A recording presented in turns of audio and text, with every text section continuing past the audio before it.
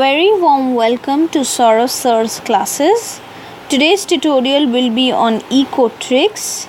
In case of any query, you can contact us on this number, and if you wish to know more about us, do check in our website. Today we will be focusing on this particular question. The question reads as, what is meant by an error component model, or ECM is the short form. Okay. How does it differs from FEM or the fixed effect model, and when this is appropriate, ECM is appropriate, and when FEM is appropriate.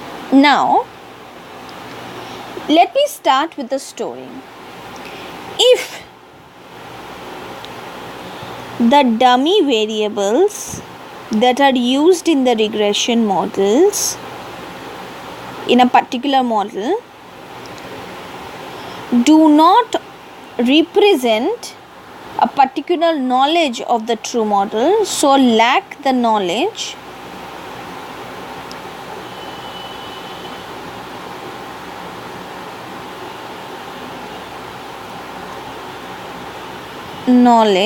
of the true model,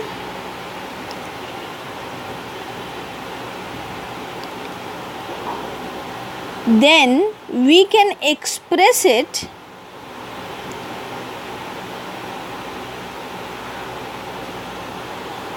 through the disturbance term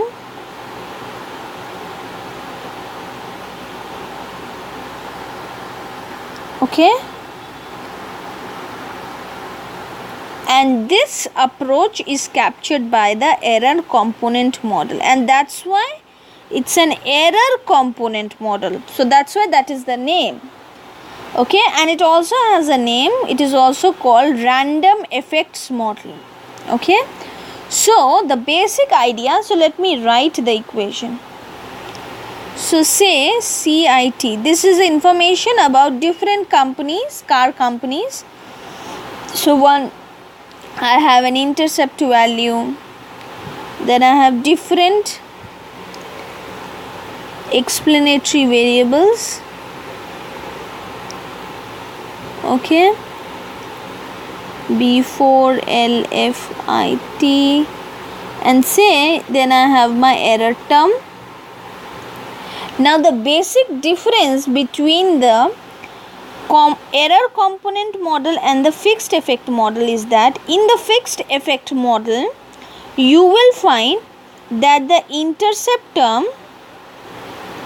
so if you take the same example, the intercept term for the different car companies will be different. Okay, however, it will not change over time, so it becomes time invariant. So this is the more or less the fixed effect model, and that's why it becomes, the model becomes time independent effect. It has a time independent effect. So if this is the model, then the main difference is that now B1I is no longer fixed.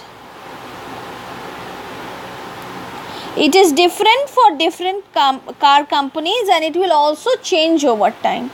So it means that we will assume that it's a random variable. This is a random variable with a mean value of beta 1. Okay, so this can be written as the mean value of beta 1 plus, because it's a random variable, EI, where EI is a random error term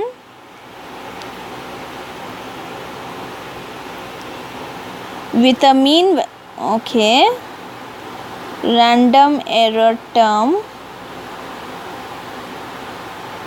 with a mean value of 0 and variance sigma I square. Okay, so this is an error term, and because of this error term, the intercept is no longer time invariant but becomes time variant in nature in case of random effect error component model. Okay, random effect model. Same thing.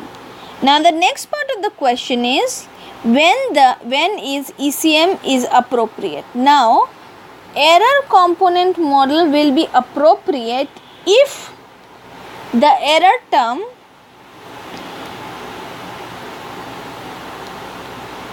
is correlated, if the error term is correlated, just a second, I'll write it somewhere here. So you will prefer the error component model if error term